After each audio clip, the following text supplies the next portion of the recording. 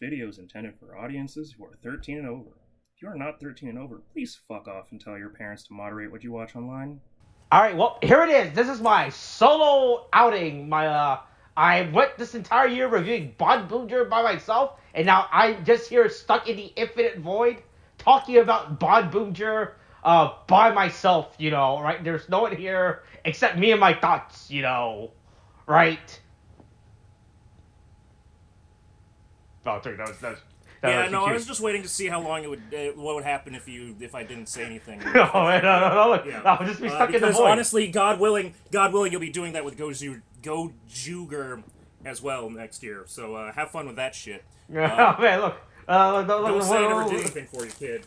Look, don't worry. Look. Gojuger will be good. I promise. Look, why they wouldn't advertise it at the 50th anniversary if it wasn't going to be good, right? You can't just say that, right? You can't just say it. That's not how things work. You can't just say one thing and then do another. That'd be crazy. Man, so hey, real quick, I don't know if you saw. So when we recorded our Gojuger discussion, we talked about the episode 0 of the show, right? It was just like a CGI. Did you saw the video that Toei released like last week for Gojuger? Like another trailer that had it or something? No, it wasn't a trailer. It was an actual 8-minute long short that they released. I did not watch that. I definitely did not watch that. Oh, man, did you even see the screenshot of it? Okay, I gotta. Oh my God! Hold on. Here. Let me post you the screenshot real quick. Okay, if you have it on you, then I won't look it up. Yeah, and look, it's better if I just post it than you Googling it. Yeah.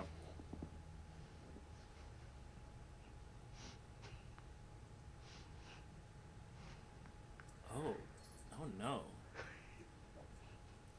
What is? Okay. What the fuck? Oh, what the fuck? Man, I really wish we talked about this instead of that. Oh my God! They put fucking Legend. What the fuck is Legend doing here? Oh, what do you mean? He's an anniversary writer, I right? mean, yeah, but like, that's okay. I can't think of an equivalent to this in fucking Sentai because I don't think Legend is such a fucking insane character. Yeah, we have talked about that multiple times. Yep. From a production side standpoint, Legend is such an insane character to exist in the Kamen Rider universe and to be used like, yeah, everybody knows him, right? He's just like we all know it's our he's the anniversary. He's an anniversary. It's our 4 favorite guys. Gokaiger, right? Zenkaiser, Decade, and Legend. Everybody knows you've had Legend. They have had Legend for what, a year now? They are really this feels like fucking propaganda at this point. Well, I mean, look, there's no other anniversary Kamen Rider for them to... Zio! They could have just used Zio! I don't know, Zio, what would Zio be doing here, You keep telling me that everyone wants to buy the fucking ride watches! Oh, I don't know why they would bring Zio. That makes no sense, right? Jesus right. Christ. But yeah, hey, that was the thing that released. But don't worry, we're not here talking about that. Hey, all right, Tariq, you're joining me, right? As I had to vent, as I had to let go of all this emotion, all this things I've been building up over the year, right? Yeah, so this is this is your review for the hot new, the greatest Sentai, and apparently, according to Google, Toei's first venture into sports tokusatsu, because this is listed as sports on Google, which is fucking insane. Yeah, I don't know about that. That ain't it, Right, so... Yeah, hey, let me just preface this, okay? I had a thought that I was gonna do a bit of me just trying to, explain what I think for, 5 minutes this fucking show was, after only watching 2 episodes. Mm-hmm. The last 2 episodes, and that's all you need to know, right? And I don't really feel like going down that entire, rabbit hole of, spiraling into insanity anymore. But all I'll say is this. I don't know. I want to hear what your thought process was. And I would let you know how accurate you are, because I'll let you know right now. Everything that happened in the last episode, right? So here's the thing, right? So as I'm a fan of the Hero's Journey, I realized that if you're going to make any type of media, right? You should not have your protagonist start at the beginning and make him the literal exact same protagonist at the end, you know, right? I feel like every character has to go through some type of, like, Character journey, growth, right? yeah, yeah. Like, growth, mental, physical, whatever, right? Like you can't just have, like, because if the character at the ending is the same as the beginning, then the story is worthless, you know, right? Then that's not an interesting story, right? And, you know, and I've always said before, you know, right, hey, look, I don't need every tokusatsu show I watch to be, like, some weird deep dive into, like, a character's psyche, you know, right? I don't need to know, right? I think we said about this when we were watching Gotchard, you know, right? Like Gotchard did not have to be a deep, dark season, you know, right? The problem with Boonboomger, this is coming off of COULDN, which is pretty much universally agreed to be like one of like the top 3 Sentais ever made now, right? Due to, right?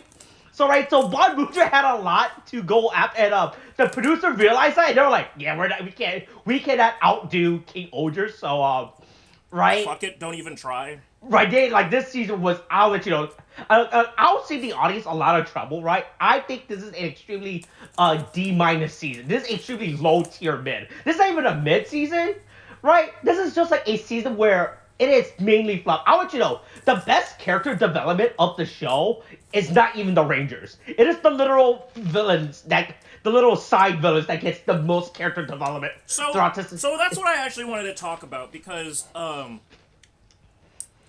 forgot until I watched these episodes in preparation for these last 2 episodes. I forgot the reasons why I had so viscerally reacted of like, nope, I'm not touching this shit. I don't want to do this at all. This fucking sucks right off the bat when we saw this shit get announced. Yeah. Aside from the incredibly dog shit lazy costuming, which at least for the Rangers, right? Which I just think is just fucking. It's just no, I think the Rangers outfits are horrible as well. Don't worry about it. Yeah, it's just people in fucking like track suits and fucking Air Jordans, and then a fucking steering wheel or fucking car tire on their fucking a hubcap on their fucking face. Yeah. That aside.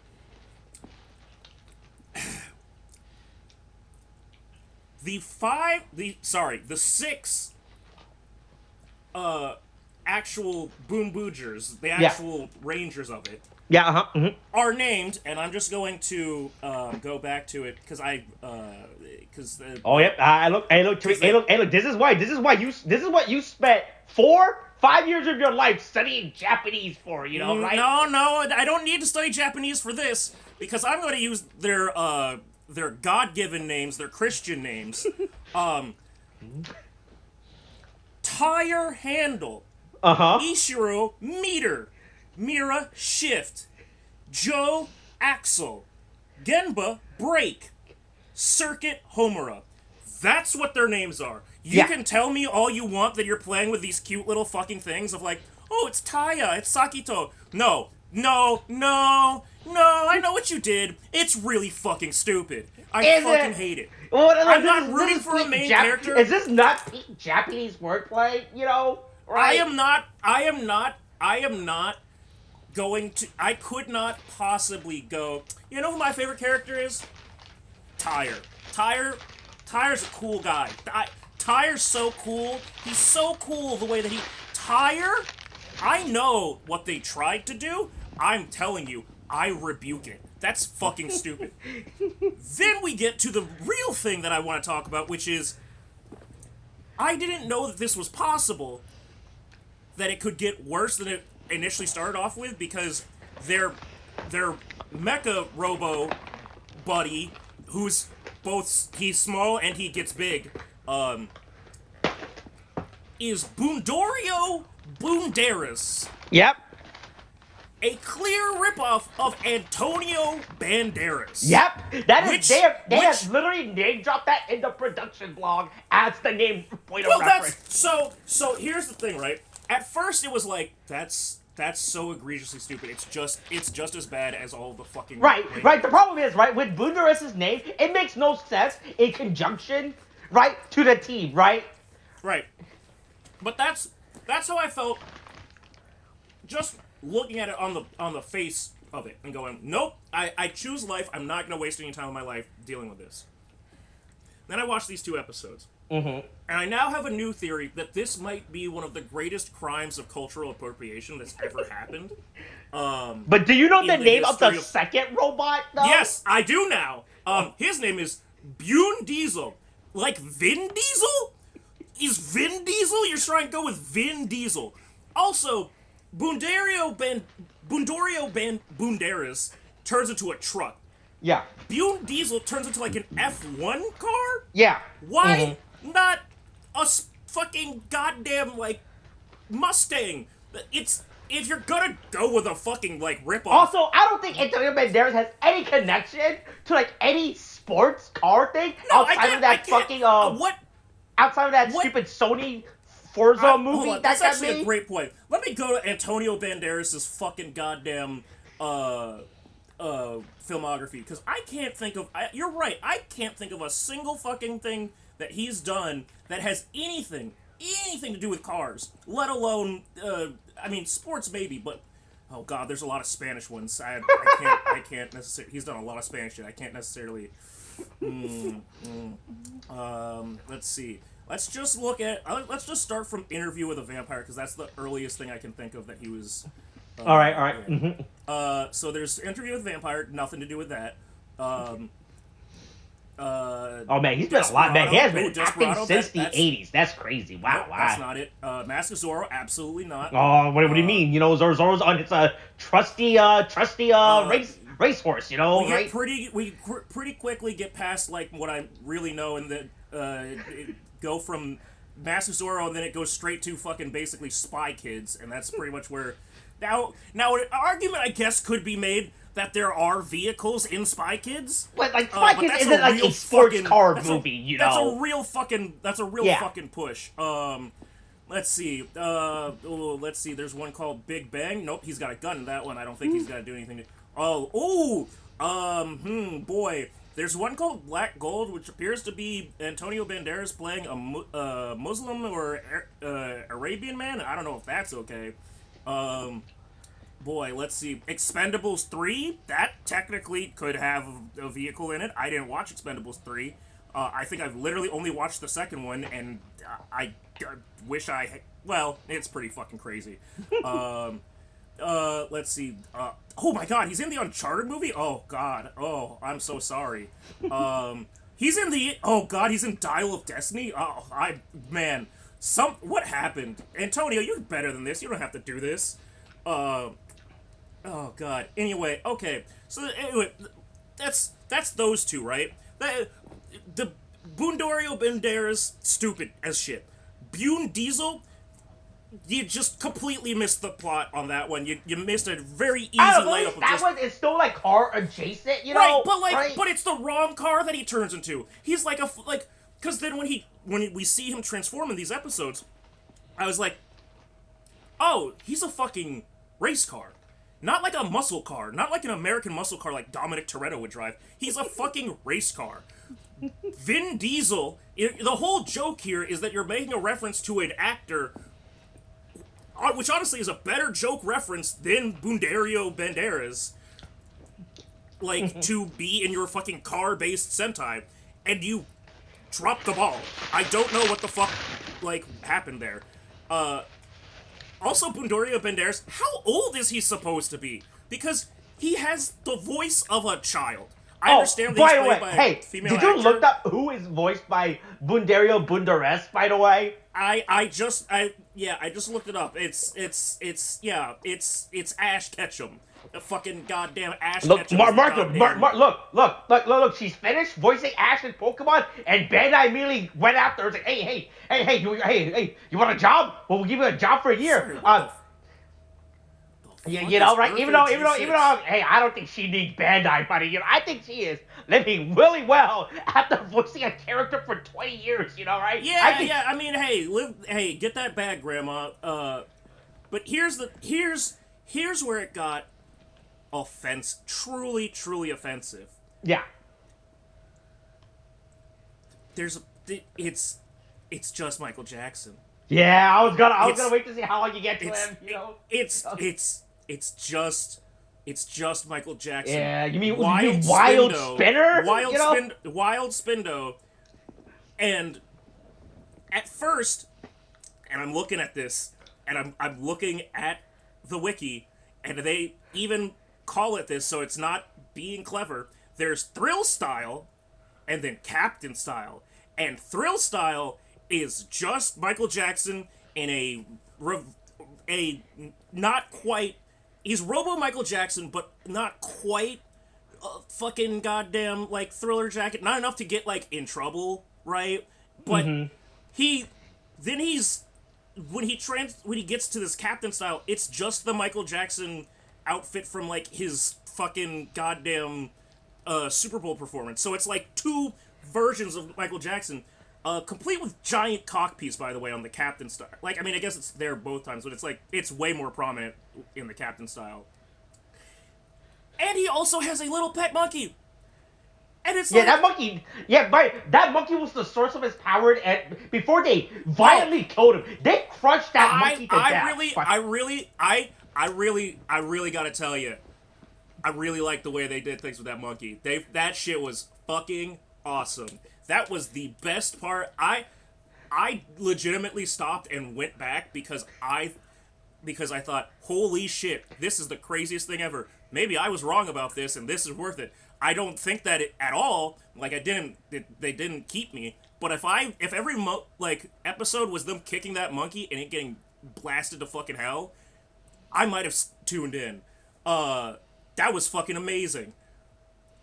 Here's the thing, right?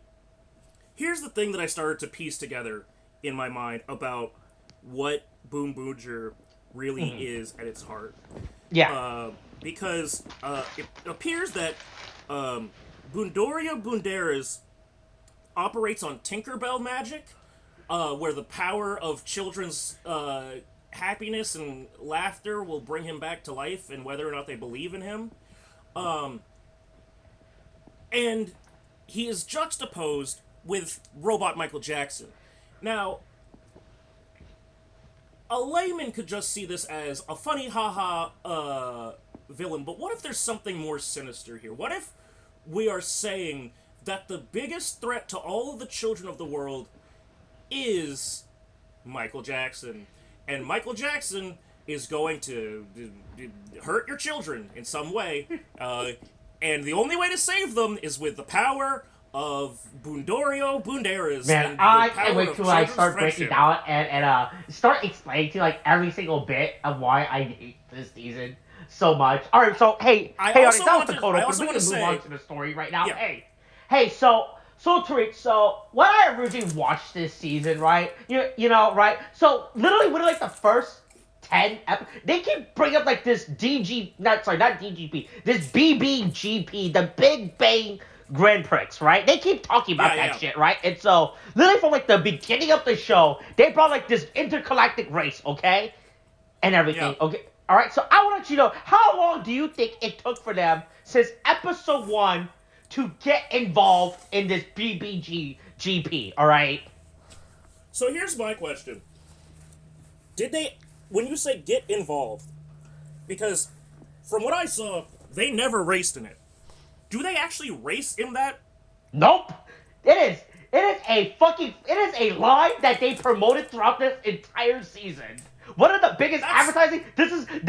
So here's the thing. I don't read every advertising, but I am 99% sure that they advertise this as the Steel Ball Run of Sentai. Unironically, they said that this is the biggest race in Sentai you ever seen. And I was like, oh. I do think I saw some of that something about racing in the initial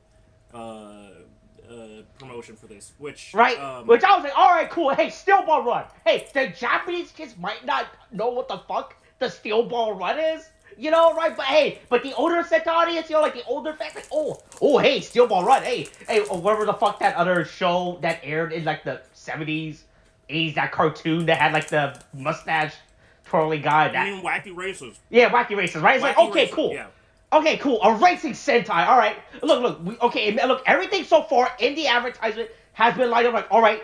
You guys are dressed in tire suit. You got big wheels on your head. All right. I can see where you guys going. You're cooking. You know, right? Like, you are doing a really good product. Like, hey, look, race. All right, I'm fine with that. You know, cool race every season. Maybe not maybe every episode, but like maybe every story arc is like you building up to like getting to like the finals. Like the first arc is like you getting the entry. Right, preliminaries, right, and then stages and all that shit, right? Hey, none of that is ever in the show. This show, Yeah. that does literally, we do not see the BBGP into the literal last 10 seconds of the episode. I was like, wow, what a, I was so fucking mad. and then they just go and imagine what the race would have been. And I was so fucking mad throughout this entire season because they kept hyping this stuff, right? Because fucking So here, all right. So let me give you the basic rundown of Boonboomger, right? All right, you're gonna forget this by the end of it. So so basically, Boonboomger, right, was involved in like the last one, and then something happened. He got called out for cheating, so he escaped to Earth, right? And then Taiya is such a I'll go to when we get to like the actual character development. Taiya is such a blank slate of a character. He's like, hey Boonboomger, what is your dream? And Boonboomger's like, I want to race in the BB champion. And Taiya's like, cool, that is my dream now to help you, right? That is what my character arc is throughout this, is to help you with your dream. Not my dream, My dream is involving helping children, which, by the way, is never brought up prior to the last episode, by the way. Cool. Right? Cool. Right, yeah, so pretty much this entire was just about them. They keep hyping up this BBGP throughout the entire show. Never fucking happened. I got real fucking mad about it. I thought that this is what the show was advertising itself to me. Never happened. And then, how and did then Michael Jackson have the power to? Was Michael Jackson running the BBG? Right, yeah. So we found out Michael Jackson is running the BB. He is the sponsor. I was like, oh, okay. All right. So once we found out, once they introduced that Michael Jackson robot, right, was the guy that's funding. They're like, oh, okay, we're gonna figure the corruption of the BBGP. All right, I'm down with that. Hey, look, it turns out, hey, in the world of horse racing, there might be some shady stuff involved, right? I was like, all right, I'm fine with that. That's a better story plot, instead of like a generic race. So that at least that's a little more interesting, right? Than a big race. That never happens either, Like it is mentioned that he is the financer, and then that's it. They never bring it up again, So even every single story point of the show is irrelevant until like the whole point of the show is that so basically the point of the show is that Michael Jackson had a bad breakup with Boonboomger and he couldn't leave him alone. Okay, that is it. So then he starts coming to Earth to harass Boonboomger, like, hey, you remember you and me? Well, we used to. Hey, look, we were so great, Right? Yeah, we can make it the way it was before, That is what this literal is. The plot, the crux of this show is a person who couldn't get over their ex and decide to make everyone their problems, Right? That is what the plot. That is what in the crux of Boonboomger. That is what the crux of the show is, right? And then all the other Rangers have really, really bad story arc to almost to the point where no one has a story arc. Only one character has a legitimate story arc that is presented in the show, and that is not even brought up throughout the entire show.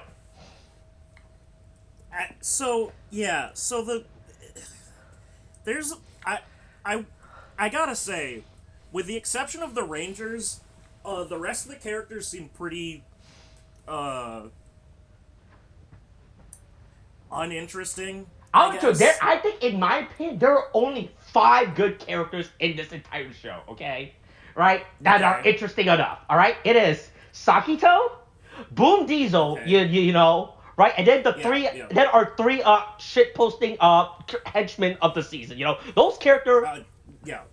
Right, the race car, and then the Japanese car girl and a Deku train. Okay, all right. So that is the plot of the show. All right. So I'm now gonna get to you of why I hate the characters of the show. I'm gonna start with Taiya. All right. So Taiya's entire thing is that he's a trust fund baby. All right, or rather, his parents died. It is implied. Okay. It is implied that his parents died, so he just gets adopted by some rich guy. Okay, right? Oh. And then he starts using that rich guy's money to get a job, right? He doesn't work for the rich. He doesn't work for his adopted father. Okay, all right. He's not an employee. He takes just like his adopted father. Hey, all right, thanks for raising me. I'm just gonna take like how much of a loan can I get to start my own company? You know, Yeah, right? And that's it. of $1 million, and he Yeah, starts a you know, right? delivery Hey, company. my dream job is to be a delivery driver because his head was like, oh, as a delivery driver, right? As a delivery man, right? I'm delivering people's hopes and dreams, you know, so that they can never end up like me, an orphan who got adopted into a rich Also, CEO family, you know. I will Also, prevent isn't that. this literally the same sort of like backstory that they gave to fucking Momoitaro with his whole like working as a delivery guy and he makes bonds with people? Yeah, no. See, Momoy was making bonds, okay? Taiya does not give a fuck about that. He's just like, hey, here is your dream, you know? Please, now pay me. That's it, you know? That is it. At least Momoy at least had layers to that. Taiya's entire bit is that, hey, look, man, I don't want you to feel sad. Here is your package. I delivered it in 30 minutes or less, you know? Right? I delivered it in 30 minutes or less, but you still have to pay me, no matter what, you know? Right? Uh-huh. His Yeah. character is really, like I said, every character in this show has like almost no character growth in the show. Like Tai's entire bit is that hey, look, he's best friend with Bunderes, right? Because he was an orphan, right? He was an orphan. So he didn't have any friends until he made friend with Bunderes. And by the way, he only became friends with Bunderes like 2 years or a year before the start of the show. All right, so and he's 25, so I don't know what the fuck he was doing the first 24. That's a school shooter waiting to happen. Jesus Christ. Yeah, I don't know what the fuck he was doing the first 24 years of life until he met Bunderes, you know, right? And then Bunderes came falling to earth and be like, hey, like, and so by the way, Bunderes throughout the show does not he never told anyone that he's running away from his abusive ex, right? He's just like, you know, I was in space and then I came to Earth. I don't know what the fuck happened, you know? I lost my memories. Oh no. That's pretty great. I honestly, hey, you know what? Fucking gaslight gatekeep girl boss, car boss. Okay, cool. What? I don't know what happened. Why is this guy chasing me? Oh right. man. But so Ty's a character, and then Bunderes comes out and he explains to Ty, yeah, my race is the race in the big galactic wacky race, you know, right? And Ty's like, cool, I'm gonna make that my dream now too, you know, right? Because right. So within the last episode, right, as you saw, like we learned that his dream was helping children, right? Which I was like, wow, I don't think this is explained at any point within the show that his dream was to help children. His dream, right? He keeps talking about, yeah, man, I gotta make these deliveries, you know? I'm delivering people's hopes and dreams, you know? Right? Because the problem is throughout the show, he kept delivering to, like, a myriad of people. Like, if he was only making deliveries for children, I could have seen his ending line of, like, yeah, man, hey, don't deliver the kids' hopes. But no, his entire thing was, like, I'm just gonna deliver people's hopes and dreams. That's it. You know, like, he was delivering to, like, anyone, you know, right? Right? Yeah, Maybe adults, because adults can pay for delivery service, you know? Right? Mm-hmm. Yeah, Taiya, terrible character, right? Okay, yeah. Yeah. All right. That's all I have to say about Taiya. Ishiro, he's the Blue Ranger. He used to be a spy, but then Taiya recruited him, right? Because he realized, oh man, hey, look, if I know a guy that has access to the USPS system, I can do a better job than them, you know, right? If I can figure out where every FedEx worker's route is, oh boy, I can out deliver them, you know. Right? Okay. So, like I said, none of these characters get, like, actual growth. Like, we get their backstory, and that's it. Like, there's, like, no actual character growth throughout the entire show.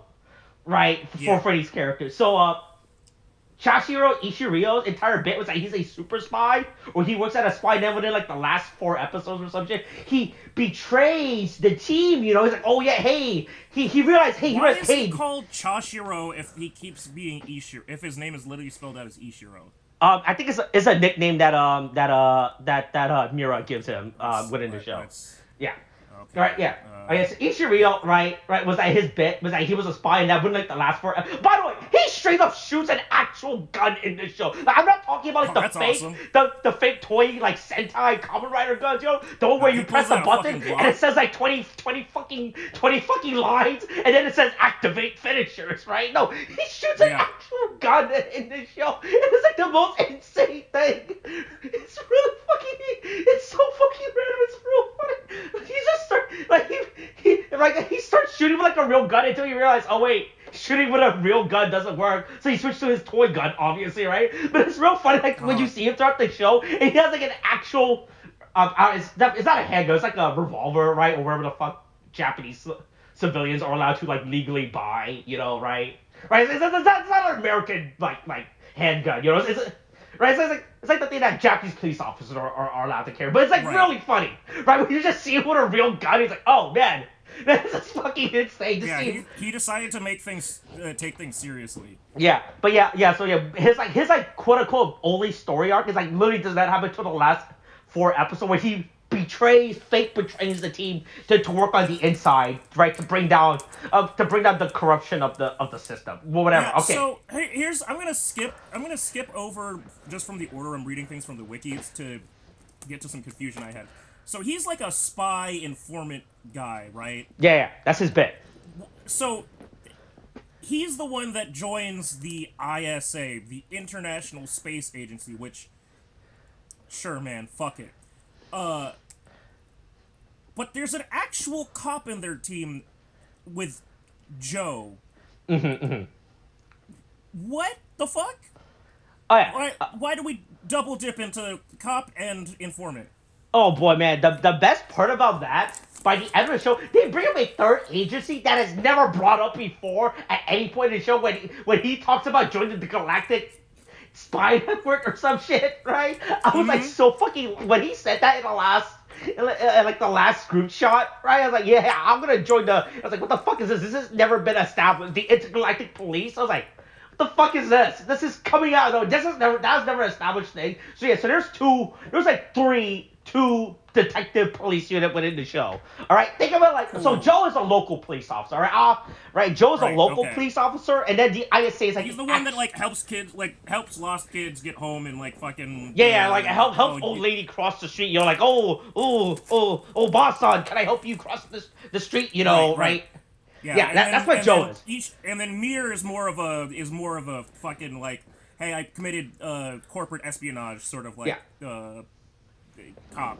Yeah, that's what Ishiro. Yeah, that's what he does. Yeah, but so Ishirio's like only character growth is like when he fakes joining the ISA to take them out from the inside, which I was like, oh, okay, sure. It's also never established that he's fake joining them. Because he's just like, it's like, hey man, I'm joining the ISA. You know, you guys need to be kept in check. You know, right? This is not like an Avengers. He pulls his Civil War Tony Stark shit. And it's not like that, because Tony Stark had, like, actually met with someone, right, to be like, hey, you Avengers killed my son. And Tony's like, oh, yeah, maybe I need to get my team in check. Ishiro's like, hey.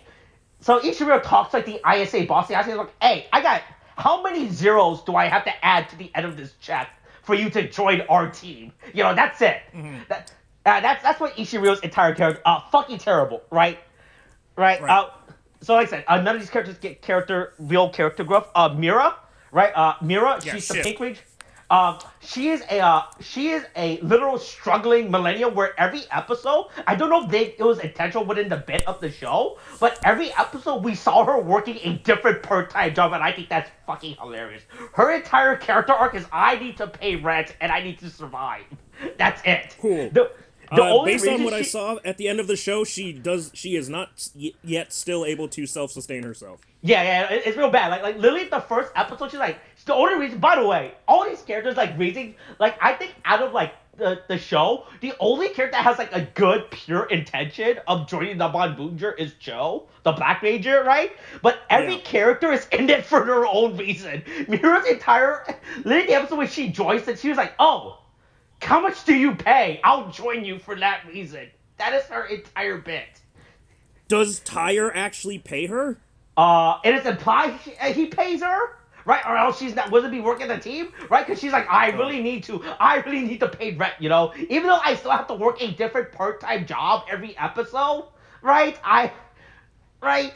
Cool, so it also has a sugar daddy thing going on. All right. Yeah, cool, right, cool, but cool. yeah, that's what Mira's, like I said, she's just like she's also just like a go-lucky, happy, peppy character. I was like, which I have nothing against, but like, nothing happens to her in this show, right? The only character drama she gets is when her best friend gets mad at her for getting paid more than her at her job, and so she steals her morpher, right? But then we found out the Morpher are like DNA encoded, so when her friend tries to transform, she almost gets shot by the monster, which I think is real funny. But that's great. But yeah, Mira is just a character who's only in this for. And you think about, she is completely motivated by greed, and she's only in this fight for her own benefit, right? Because she needs to pay rent, you know, like look, rent is due, all right, you know, it's the start of the new month.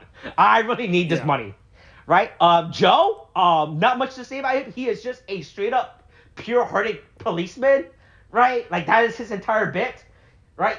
Right, he's like the only one that actually risks, right? Because every other Boonboomger, except for Ty, right? Because Ty's the one that's recruiting them, right? He's like the only one that's like, hey, give me a Morpher, I'll fight, you know. I don't want anything in return. I'm here to help the actual people, you know, right? Yeah. Like every other character is just in it for themselves, right? For their own devices. But he's like, oh no, hey look, I want the Morpher. I don't need to get paid, you know, right?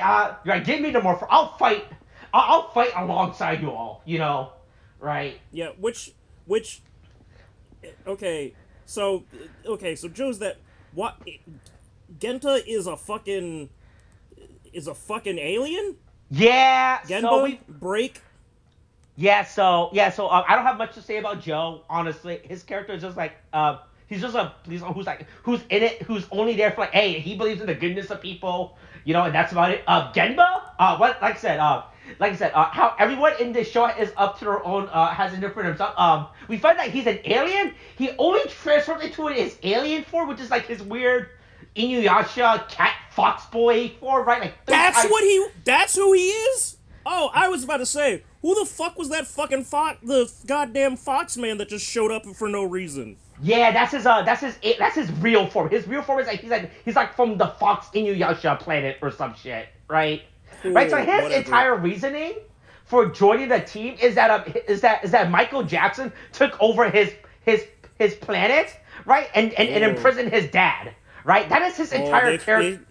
They found Neverland at his house. Oh man, that's pretty bad. Yeah, and then he brings it up like 3 times, and he makes a big deal out of it, right? By the way, so there's like a midway throughout the show, right? He leaves the team because he's like, oh yeah, hey, I don't want to bring you guys into my war against Michael Jackson. You know, I'm gonna fight him off. I'm gonna fight off against Michael Jackson, which is extremely fucking stupid and irrelevant when you realize that the team is already fighting Michael Jackson, right? So he literally has no reason. I think he's just using that as an excuse to be like, oh man, I need to. Oh man, Taiya did not pay me this week, you know, right? He did not approve my PTO, you know, right? It's really bad, right? So that is like that he is, like I said, that is like also like his big character growth moment that shows when he says, I can't bring you guys into my war. By the way, after he quote unquote leaves for like his own personal vendetta against Michael Jackson Robot, he loses every fight. He doesn't even fight Michael Jackson Robot in between like his 4 episodes of leaving arc, right? He fights the second command of Michael Jackson Robot, right? And he loses every single fight. It's really bad. Cool. It does not look good. You know, we talk about with Valverad, right? Last season, right? How he kept losing. Boy, it's that bad when he leaves for his own mini episode loner arc. It is not good, right? And then definitely he comes back. He says, like, hey, he tells the guys, hey, I realize the importance of friendship and why we need to team up together now. You know, ignore all these bandage I have on my face. You know, don't worry about that. You know, I think it's important that we should fight. I'm not doing this just because I got my ass whooped. Yeah, you know, he really straight up says, hey, I think it's important that we team up together to defeat Michael Jackson Robot, you know, right? And that's it. Yeah. Right? But yeah, he's from some stupid Inuyasha planet. His planet gets taken over by Michael Jackson. He brings it up as his character motivation, right? He does not bring it up again until the last episode when after they defeat Michael Jackson's like, all right, cool, I can finally go save my family, you know. I hope they're still alive. I hope my father and my brother are still alive on Inuyasha planet, you know, right? I hope there's no weird new kid that show up out of nowhere, you know, and is as well like as my father Michael Inuyasha, you know, right? I'll be look, no one will like that. No one likes a new spin-off kid, you know, right? Everyone just wants to see Inuyasha, yeah, you know, right? But yeah, I mean, also by the way, Genba's actually like, also probably like the only other character that gets like a real character growth throughout the show, and that's pretty just much going through having his own like personal fucking thing. Yeah, but it's real bad, dude. It's portrayed real bad, right? Like it's really bad, right? Like he has a character, but it's like it's done real poorly, right, for him, right? Mm-hmm. Because he just keeps losing. It takes him like he literally loses like 4 times in a row before he learns his lesson. Which is the funny thing because up until then, everyone was doing fine together as a team. Right? Fighting against like all the henchmen, all the monster of the week, right? And then Mike Guy's like, oh man, look, I gotta get my revenge against Michael Jackson. Okay? All right, guys, I'm all right, guys. Hey, count me out for. Hey, I'll see you guys in 4 weeks. While I do my own personal things.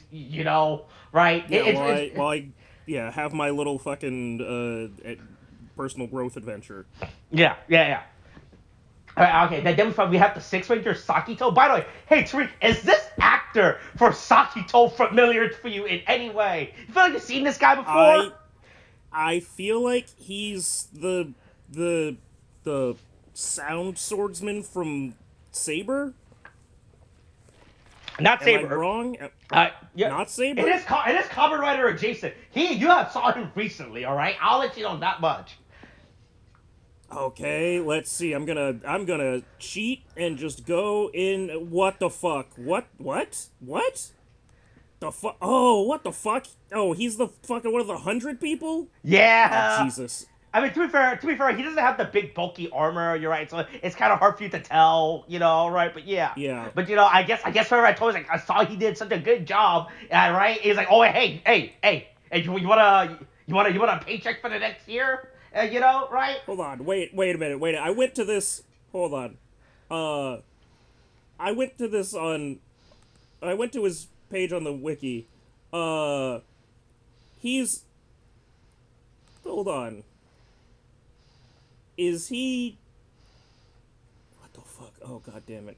He's also plays a villain in Chinese Armor Hunter, which is just where Kamen Rider suits go to China. Sure, I didn't know that. I didn't know that was a thing. I just thought he was in Gonchar last year, and that's it. And I guess the director of the show was like, hey kid, you want to come over to Sentai, right? Yeah. All right, so his entire growth. He is Peter Quill, unironically, right? His story arc is that he used to live on Earth, and then he gets kidnapped by aliens, right? Mm-hmm. And then he just spends like the next 18 years of his life just chilling at Earth before he comes back to Earth, right? Mm-hmm. And he then comes back and he's like, oh man, what the fuck's all this Earth stuff, right? Wow, man, hey, look, man, hey, wait, is Missouri part of Earth? What's up with that? Right. Yeah. Right? Hey, what master do you serve? Right? So, right. he is definitely like the most, he is like the most indifferent character in the show because, by the way, his also, like I said, I'll say how every character in the show is in there for like their own thing. He is also in there for like, hey man, do I get paid? I'm just here to get paid because his character is like he's a cleaner, right? He spent the last 18 years of his life in space doing cleaning up jobs, right? Right, doing all the underground black market job, and so like his entire bit on Earth is that, hey man, hey, are you gonna pay me to do this? Right? And that's it. The best thing about his character is that when he comes back to Earth, right, he tries to reconnect with his old friend from his childhood, right? And his old friend's like, oh, what the fuck? I thought you fucking died. We had a funeral for you. Yeah, I mean, yeah, that makes sense. Right? It's like, yeah, but the problem is that Sakito spent the last 18 years on his Earth, and he's trying to reconnect from the start, from like where he left off when they were like 10 years old, and his friend's like, I'm married now? I inherited my father's company? Right, I'm an actual adult, right? Right? And I don't know. That's so just great because it gives him the I guess would you say culture shock? Like the realization. I mean, it's the. I mean, yeah, it's the. Man, what is that called? I know what you're talking about. It is like that, but yeah, he he gets the rude awakening of people moved on and aren't talking. Right, yeah, because he spent the last 8 years just shitposting in space with his Vin Diesel robot, you know? Yeah, with Bune Diesel.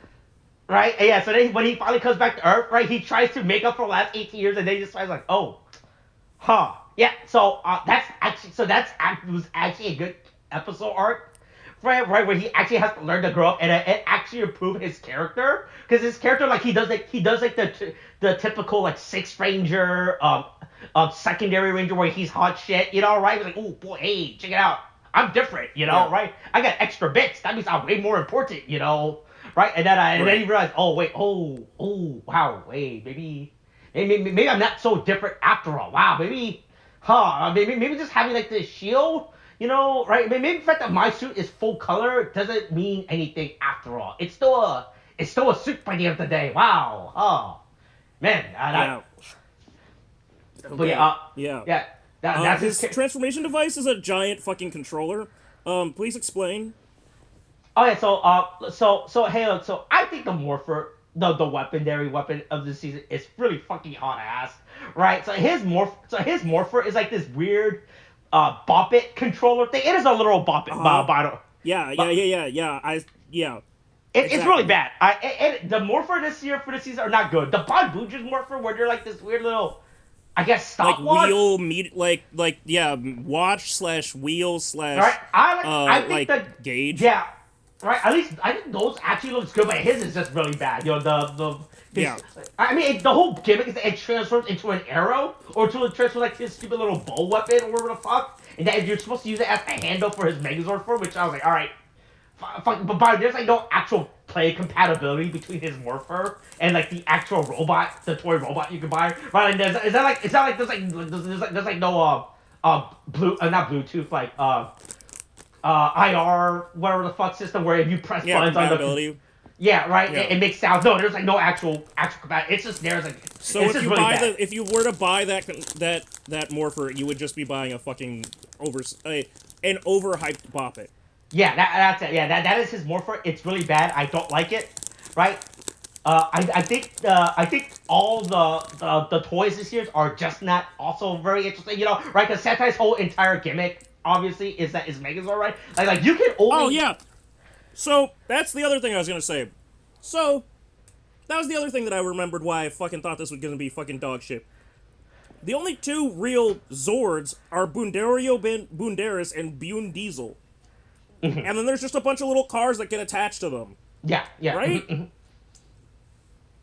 Is there ever, so, I tried looking up, if there's, some cool, combined form where Bune Diesel and Bundaris combine or something. Nope.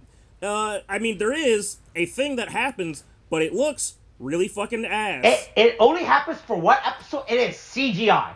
So one of the best things about Sentai Mecha is when you buy the main robot and then you buy the Sixth Ranger robot and then you combine them to form the cool fusion robot, you know, right? The fusion desk. That does not exist this season. This entire season is just the Boonboomger's robots are their own thing.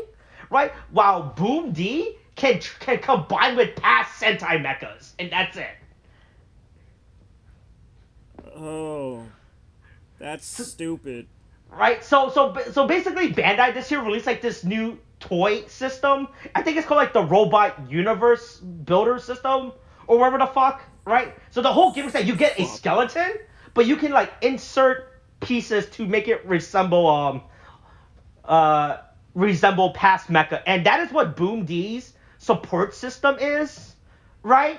But the Boonboomger mecha does not have. Hold on, let me post. So this is what Boom D's like skeleton. Oh. Wait, cancel. I don't know why. Okay. Okay. I don't know why I did that. Oh, hold on. So this is Well, man, what the fuck was that? So this is Boom D's this is the toy, right? So his entire gimmick is that he has this skeleton where you just snap on pieces to him, right? Right.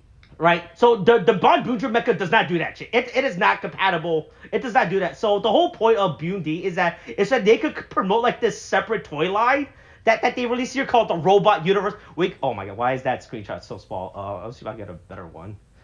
Can I get a? Can I get a better screenshot of this thing? Can I get is there a better screenshot showing off this fucking gimmick? It's hold on, let me get a better screenshot. All right, that is the best screenshot I'm gonna get. All right. Oh, hold on. There we go. All right. Yeah. So it's called the Robot Universe system, right? Where you can buy like past Sentai mech, and they're all built around this skeleton, right? Where you can like snap on like past mecha, and that is what Boom D does. He does not combine with the team. So throughout the entire season, right, you actually got like past Sentai Rangers just randomly show up, right, to add to just be there to promote this fucking toy line. So every now and then, Boom D will just combine with a past Sentai mecha, and no one says anything about it. He just does it, you know, right? Like the past Sentai, and no one on the team questions this, like, wow, or what the fuck was that? He just fucking just combines with past Sentai mechs, and that's it, you know. It's fucking amazing. It's so fucking like this is like we always talk about how Sentai Kamen is an obvious toy commercial, right? But this shit is really really bad. It's like the most toy commercial possible for this show. Yeah. But yeah. Fuck. Yeah. That's all right. So that's it for the main characters. The best characters in the show are the three Hasidian trio of Yarukar, Deku Trade, and Ishira. Right, like they're the grunts of the show. Right, and they actually get the most character development at the end because we actually learn like their whole backstory. We learned that we found out that they right. So throughout the entire show, they just always put themselves down. You know, like oh man, they're not good enough. Oh boy, we're always failing. You know, right? But for some reason, every general of the show, right, keeps like, hey, you guys are not failures. You guys can do better than that. You know, right? You guys are good enough, right? Right? Until like we get there, they actually get like this entire character growth throughout the show from them just being like these recruited nobodies into like actual character, which is amazing. Right, so they are definitely the best part of the show, honestly. Right, I was at a point I was just watching the show just for their character, just to see them on screen, rather than any of the other Rangers. They also know that the children have to be protected from the evils of Michael Jackson in these last two episodes. Yeah, look, they learned their lesson. They realized, oh boy, our boss is actually evil. Wow, it turns out, you know. Hey, we quit, you know, right? But yeah. Yeah. By the way, so that fucking by the way, so the problem with that, with the hopes of children's dreams and future and all that dumb shit, right? That is not ever explained in the show. That locket, right, comes from the movie, right? So if you did not watch the Boonboomger movie, you're not gonna understand any of this fucking shit whatsoever. Yeah, they mentioned some Nicola. Yeah, some princess, person. Right? Yeah, this is all bits from the movie, right? So normally when Sentai Kamen does their movie stuff, they try to make it like, hey, you don't really have to watch the movie to understand, you know, right? Like Fauci, like Balato's like, hey, I came back. That's it. That's it. That's all you need to know. Like, all right, cool. Balato's in the show now. You know, right? We get like that. We get like that quick scene of him from the movie. We know what his character is. You know, and that's it. No, the fucking plot of the movie is like so relevant to the last 4 episodes. Where if you did not watch, because Bunderis dies, right, in like the last 4 episodes, and Taiya has to save him or some shit. Right. So he's trying to repair he's trying desperately to Frankenstein his dead friend. Right. Yeah. Right. So we learned that Princess Nicola, right, and her magic little spear thing is what brings it back. We're like, boy, fuck. Trick, I have still not watched the Boonboomger movies. I was so fun. I was like, man, this is really bad. The fact that the movie is like an actual requirement, right, of the show to actually understand is, I don't think that is properly, that is not good, honestly. That is, you should never have the movie be that much of a requirement for you to understand what the fuck is going on in this show, you know, right? Yeah. But I think that's it for the characters. There's also like some other random irrelevant. There's a character named Shiraiba. She is just a she's just like, she works with the ISA. She really just wants to fuck Bunderes. That's like throughout the entire show, she keeps having like these weird, wet fantasies about it, and I'm like, the worst part about her. Yeah, she seemed to be really concerned about Bunderes dying. The problem is, right? She's having all like these weird her episodes in public spaces, right? She does it at work. She does it when she's in the room with the other. And throughout the entire show, I'm like, hey, this is not a place to do that. If you want to have your fantasies, right? Do it at home. You know, right? Do not bring this to public. You know, like, look, I'm not trying to kink shame you. If you want to fuck this robot, go ahead. I don't care, right? Right? If her kink is she wants to fuck this robot, fine, whatever. Don't do it at home. You know, right? Right? Look, I don't care what your kick is. You know, right? Just don't do it in public. You know, right? There are little children. I mean, it's my strange addiction. I can't stop fucking my car. Right? Yeah, you know, right? Do it in your garage, right? But yeah, that is her entire character. She just really wants to fuck Bunderes, and that's pretty much it. Right? But yeah, Tariq. All right, so that is Bakuage Sentai Boonboomger. I did not like this season.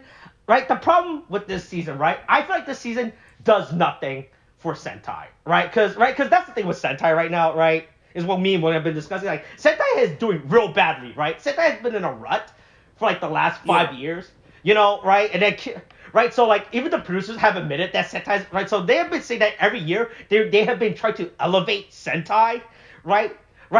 To make it like different. Right, that's why a bunch of people were on copium about Dawn Brothers, and they were fucking like like, well, what do you mean? Look, and they were going, we have two CGI team members. That's amazing. Yeah, that's and new. they're like, they were like, oh, it's so cool. Actually, this plot is really great. I watched a man go insane and think that because his wife wasn't really. First of all, oh god, Dawn Brothers, bad. Right, so, like, we give Dawn Brothers a lot of shit, but even I can admit, like, I'll admit when I'm wrong, but even I think Dawn Brothers, from, like, a narrative story, did way more than what Boonboomger does, right? Then, as a season, at least Dawn Brothers took risks, did new stuff, right? But, like, if you were to watch Boonboomger, like, it is just a literal run-of-the-mill average Sentai season. You know, right? And that's right. Like there's like nothing like noteworthy or different enough about this season for you to be like, oh yeah, this is right. Like with King Oger. Listen. I don't like comparing this to King Oger, right? Because I think that every Sentai, every show should stand up on its own. Should stand up on its own without relying on the past, right? But like when you compare it to like even to like Dawn Brothers and Zenkaiger, right? Like Boonboomger literally feels like any Sentai season that was made before them, right? Like I give Kira Major a pass because that show had to be produced during COVID, right? I was like, all right, hey, look, that's your pass, you know, all right. But even Kira Major was also a really run-of-the-mill basic Sentai season. But even then, for like a happy-go-lucky every week where there's like no real high stake. You know, even Killer Major did better than this show. Like this show's entire game was like, hey, yeah, you guys like Ash Ketchum voicing a robot? Like, isn't that fucking cool? You know? Right. That is how extremely big. Like you could this honestly felt like a Sentai series that could have aired in like the 2000s, right? Like there's like nothing about it that makes it stand out to be uniquely its own identity enough. Yeah, I'll say this as someone who barely watched any of fucking King Oger and saw entirely too much of Dawn Brothers. I'll at least give this credit for the fact that they had, for at least from these two episodes, practical in-suit, like, kaiju fight, like, mecha fights, you know, and not just a goddamn vomiting of CG, like, fighting on screen like Dawn Brothers did. So I can, in that sense, I have hope for the future, and I hope that they continue to do better. But it's, you know, as a reformed Power Rangers fan of childhood, I really can't go back to that without like, just like. I can't go back into enjoying that in like an unironic sense, unless I'm doing it with like explicit, I guess, like purpose or like a joke in mind. Like I'm not just watching it for the sake of watching it, you know? Like when the only other than when we did fucking Dino Fury and Cosmic Fury, but the only other recent Power Rangers I watched is because a certain classmate of mine happened to be in it, and when we weren't watching fucking goddamn Dino Fury, Molly and I went, I mean, we might as well fuck it. Let's see what the last dinosaur Power Rangers was like, and we just drank through it, and it was, okay. It was okay. It was Power Rangers, and that's fine. This is, this seemed more like the speed that like Power Rangers normally operates. Sentai, I guess, normally operates than like Dawn Brothers. You're right that Dawn Brothers took risks. Whether or not those were the risk reward system was worth it is an argument to be made that I will die on the hill of it wasn't worth it. You fucking idiots! Stop sniffing paint, you goddamn glue eating fucktards. Wow, that was got real. I got real biting in that one. The point is, this is like, hey, you didn't really try, but you knew you weren't trying, so you didn't try, and that's, you know what? In the American education system, a D is still a passing grade, I guess. Hey, look, you never have to worry about the American educational system anymore, right? Okay, yeah, but yeah, so all right, I want to end this with my final rank of this. I like I said, I give this season a D-, right? Like this season, right? Like there's like nothing inherently wrong with this season, right? It is extremely bland and it's extremely run of the mill. Like it does not do anything like King Oger, Dawn Brothers, and Kaiser, where they made attempted risk to do something new, with the Sentai. Like this is a extremely formulaic Sentai season. It's like the best way I can end my final thoughts on this season. I will be contacting the Neverland estate for the illegal use of Michael Jackson's likeness in this show. All right, so hey, real quick, before I want you to know the general for the other one of them was named Mad Rex. Okay, one of them was the other one was named Disrace. Right? And the other one was name was Cronenberg. All right. That one had nothing to do with cars. I was really fucking mad with that. Right? Yeah. All right. That's it. We're ending this. All right. Well, hey, thank you for letting me vent an hour, right, about this season. But yeah, hey, yeah, and don't worry. Don't worry. But you know what they said, right? Look, you can't keep. Look, Toei can't keep failing with Sentai. Right? Like they. Yeah. All right. Hey, all right. I'll see you next week, I guess. Right? Yeah. All right. That's it. All right. Okay. Thanks. Bye.